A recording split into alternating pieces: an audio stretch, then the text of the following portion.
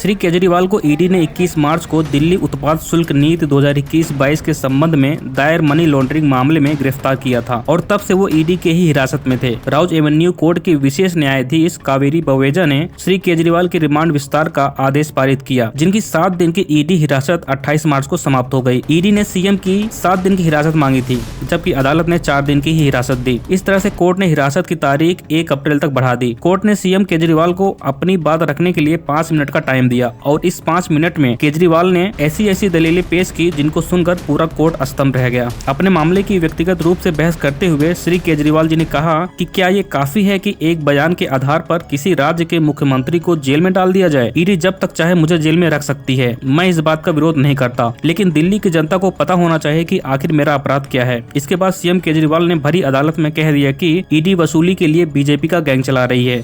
इसके बाद केजरीवाल ने अपने ऊपर लगाए गए एक बयान की समीक्षा की। उन्होंने कहा कि मेरे केस में पहला बयान है सी अरविंद का। सी अरविंद मनीष सिसोदिया के सचिव हैं। उन्होंने कहा कि एक दिन मेरे घर में मेरी मौजूदगी में मनीष ने उनको कुछ एक्सरसाइज के डॉक्यूमेंट हैंडओवर किए। ये नहीं कहा कि पैसे दिए, बस इतना ही। मेरे घर में ढेरों मंत्री आते हैं, सचिव आते हैं, आपस में खुसुर फुसुर करते हैं, आपस में डॉक्यूमेंट भी शेयर करते हैं। क्या ये पर्याप्त कारण है एक सिटिंग मुख्यमंत्री को अरेस्ट कर लिया जाए? दूसरा बयान मांगुटा श्रीनिवासुलु रेड्डी का है। ये सांसद थे जगन की पार्टी में। एक दिन 16 मार्च 2021 को 4:30 बजे मेरे दफ्तर में आते हैं। 10 दिन पहले उन्होंने पत्र भेजा था कि मैं सांसद हूँ, मुख्यमंत्री से मिलना चाहता हूँ। वो मेरे पास मिलने के लिए आते हैं। मैं जल्दी में था। वो आकर कहते हैं कि दिल्ली में फैमिली ट्रस्ट खोलना है। मैंने कहा कि जमीन हमारे अंडर नहीं आती, एलजी साहब के अंडर आती है। आप मुझे चिट्ठी दे दीजिए, मैं उन्हें फॉरवर्ड कर दूंगा बस। 16 सितंबर 2022 को उनके घर पे रेड होती है। उनसे पूछा जाता है कि क्या आप केजरीवाल से मिले? वो कहते हैं हाँ मिला, मैं अपने फैमिली ट्रस्ट के लिए जमीन मांगने गया था। 5 फरवरी के बाद उनके बेटे को 10 फरवरी को गिरफ्तार कर लिया जाता है। उसके बावजूद वो अपने स्टेटमेंट पे कायम रहते हैं, मगर जब 5 महीने तक बेटा जेल से नहीं छूटता तो पिता टूट जाता है। और जैसे ही उन्होंने मेरे खिलाफ स्टेटमेंट दिया, बेटा भी छूट गया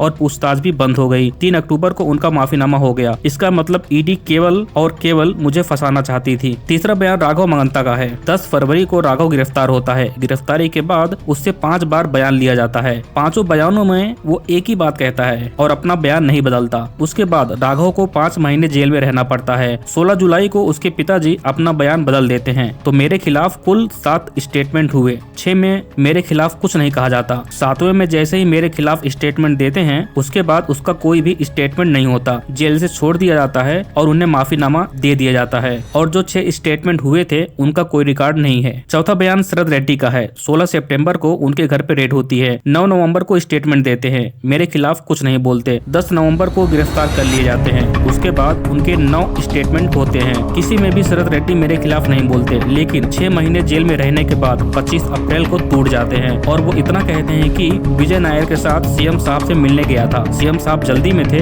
सीएम साहब कहते हैं कि विजय नायर के टच में रहो, विजय अच्छा लड़का है। अरविंद केजरीवाल जी का कहना है कि वो बयान कोर्ट के सामने नहीं लाया गया जो उनके पक्ष में थे, केवल वही कोर्ट को दिखाया जा रहा है जो केजरीवाल के विपक्ष में गए हैं। और क्या ये बयान पर्याप्त है एक सीएम को अरेस्ट करने के लिए? दोस्तों आप खुद सोचिए, शरद रेड्डी को पीठ दर्द के मामले में बेल मिल जाती है, बाहर आके सरकारी गवाह बन जाते हैं और कंपनी बीजेपी को 50 करोड़ का चंदा देती है और बीजेपी ले भी लेती है। और वही दूसरी तरफ ईडी के वकील SV राजू का कहना है कि जिस व्यक्ति ने केजरीवाल का नाम लिया है उसके कारण भी बताए हैं। सब कुछ पेपर में दर्ज है। दिल्ली हाईकोर्ट में ये सब जमा भी किया गया है। केजरीवाल कहते हैं कि उनके पक्ष में जो पेपर हैं वो ईडी के पास हैं, लेकिन उन्हें कैसे पता कि ईडी के पास है? ये सब कल्पना की बातें हैं। आम आदमी पार्टी को रिश्वत मिली है जिसका इस्तेमाल गोवा चुनाव में हुआ है। हमारे पास गवाह है जिनका कहना है कि ये पैसा साउथ ग्रुप ने हवाला के जरिए दिया है। इसकी चैन है। केजरीवाल उस चैन के बारे में बात नहीं कर रहे हैं। दोस्तों इस पूरे कन्वर्सेशन में आपको क्या लगता है? क्या ईडी केजरीवाल को फंसा रही है या सच में शराब घोटाले में केजरीवाल जी का नाम है? प्लीज कमेंट में अपनी राय जरूर दें और अगर आपको हमारा काम अच्छा लग रहा है तो प्लीज चैनल को सब्सक्राइब करना मत भूलना।